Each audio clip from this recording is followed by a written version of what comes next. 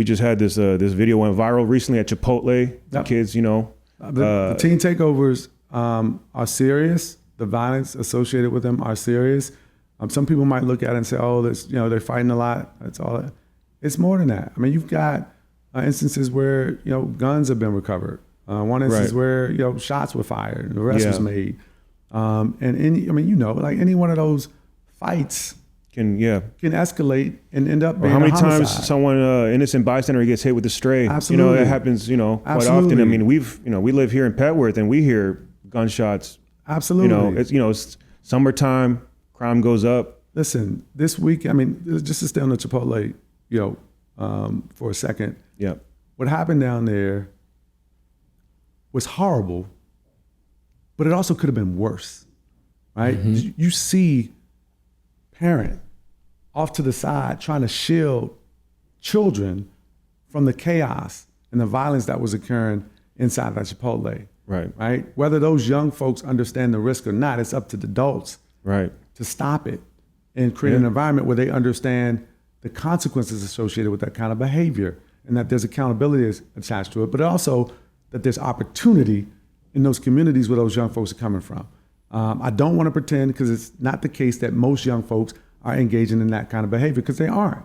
Most young folks in the District of Columbia are behaving well and doing everything their parents ask them to do. I don't envy the police enforcement's position because I feel like even the laws, the way they're set up is like, even if you're an innocent bystander, if you were to get involved physically, then you're now held legally liable. So the whole thing is just, it's a mess, And we've got to do more as a city. And it's one of the reasons why I have supported the temporary curfew. I do not think a curfew is a permanent solution, but if you're bleeding out, you got to stop the hemorrhaging before you operate. And right now, there's hemorrhaging going on when you think about those teen takeovers and the actual violence associated with them, but also the collateral consequences to the people who live there, who have to deal with it. Right. The people who run the businesses there, the people who work in the businesses there, the visitors to those communities, and the collateral consequences of folks not wanting to be in maybe our another places. You're bringing up really good points. And like right now, a lot of people don't know this nationally, but we're facing like the highest unemployment right now in the country. Inflation's up, businesses are going down. Right. And on top of that, we got teen takeovers. This is not a good recipe for businesses at all. Not a time where you need to be creating jobs and supporting small businesses that create those jobs, where you want people coming to the District of Columbia.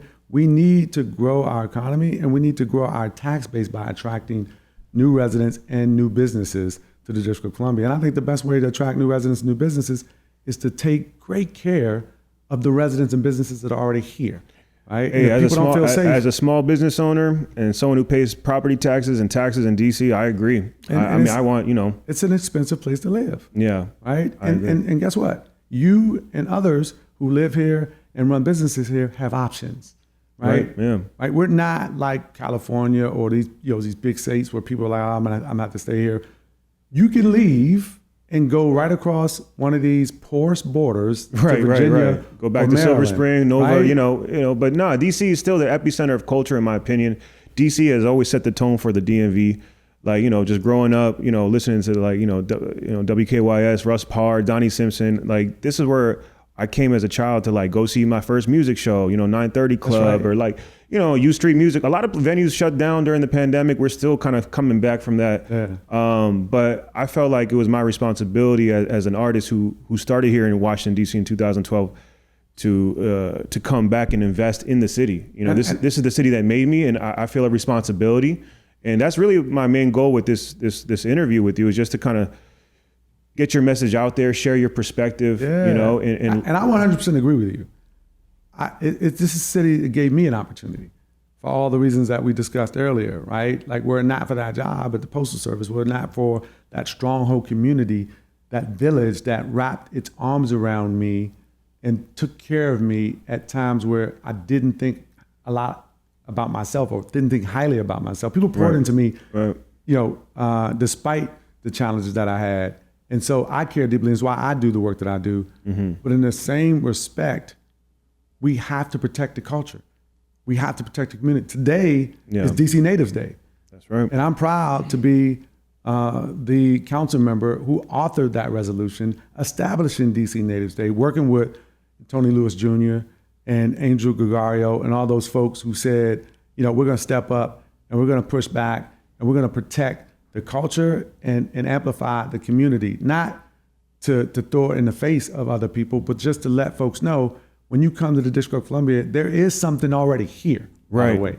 Yeah. Right? That's important. It's something already here. And frankly, I want to acknowledge all the folks who've come over the last 25 years who came for that reason, because they appreciate the beautiful diversity that is Washington, D.C. 100%. The variety of cultures that you get when you come to D.C. It's the layers of D.C. outside of the federal enclave, right? You get outside of the malls and monuments and museums, and you got places like Petworth. You have communities like Adams Morgan, Mount Columbia Pleasant, Heights, Mount Pleasant. You've got communities like Anacostia, right?